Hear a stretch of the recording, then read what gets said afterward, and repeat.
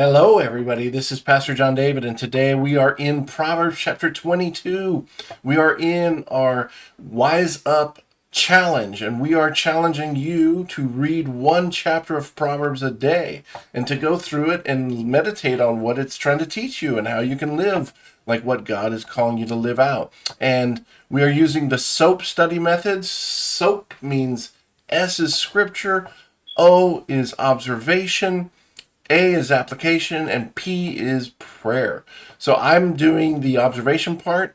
You can pray, you can study, you can find your own observations, by the way. This is just my observations of what I'm getting out of it as I'm reading. Write your own. Get a journal. Write down what you're observing and make your own prayer and make your own applications out of this. I'm just showing you how I'm doing my observation and application as we do this.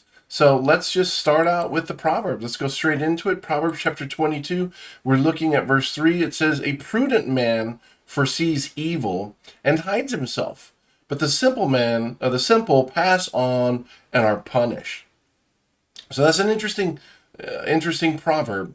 Once again, these are sayings. They're kind of wisdom.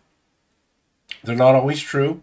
Sometimes the prudent man does see the evil, but he can't hide himself, and he still gets consequences of other people's evil. So remember, they're generally true. But this one is interesting because it says the wise person looks ahead. They foresee. Really, they're like a future fortune teller.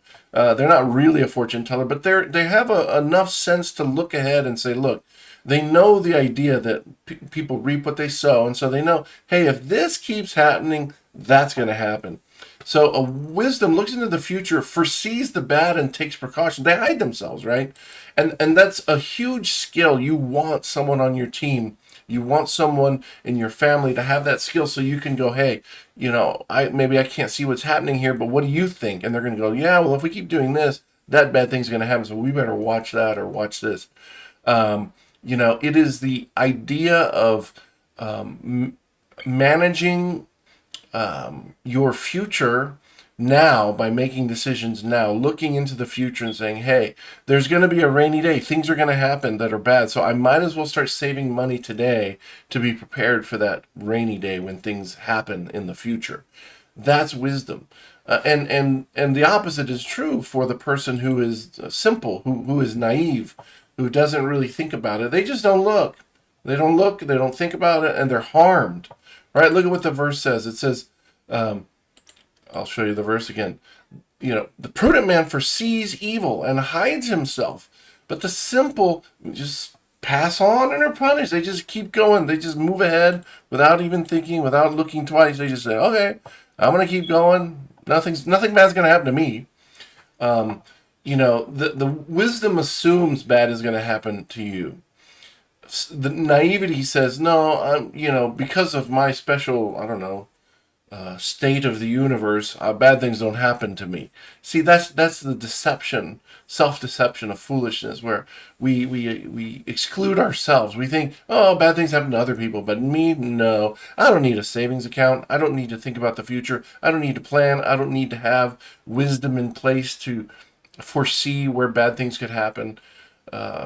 I don't need any of that. And then boom, bad things happen. And you fall into a trap. So let's summarize here.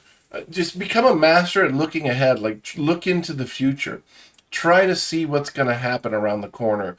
Look at all your decisions, look at all the things you got coming ahead, and look into it and say, okay, and look for pitfalls. Sometimes, like if you're an optimist like me, you look into the future and all you see is the positive. Like, ooh, this could happen and that could happen. It's going to be wonderful. And that's a strength. It's a good thing to see the possibilities. Sometimes we need to see the possibilities.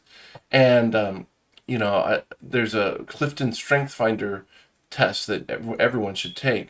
And it talks about there's a strength that people have to see the future and to see the positive things that are going to happen. But there's also the opposite of that. People who look into the future and see all the potential pitfalls and the bad things. And I used to interpret those kind of people as downers. Hey, I'm dreaming. I'm going to look into the future and see great things happen. And they would be like, but John David, this could happen, that could happen. And I'm like, how come you're just such a downer? And I realized, wait a minute, they're not a downer. That's their gift. They're helping me foresee the things that could be bad, and they're helping me be spared from those bad things. So what happens is when you become a master of looking ahead and look for pitfalls, not just the good things, you want to look for the good things. And the pessimist needs to learn, hey, there are good things that can happen, so don't always be pessimistic. Yes, be aware. Yes, be a realist. But also, hey, hope, right? There's good things that can happen. But also look for the pitfalls. But you will be spared and not harmed if you look to the future and hide yourself when you see wicked coming around, instead of just going forward without any care. All right, that's my meditations and a little bit of application for Proverbs chapter 22. I hope it was encouraging to you. I'd like to hear what you learned. Send me an email. Let me know what you're learning out of Proverbs. Post it on your social media. Let people know, hey, I'm reading Proverbs. This is what I'm getting out of it. It's really, really amazing book. So much wisdom. So anyway, have a good one. We'll see you tomorrow for Proverbs chapter 23.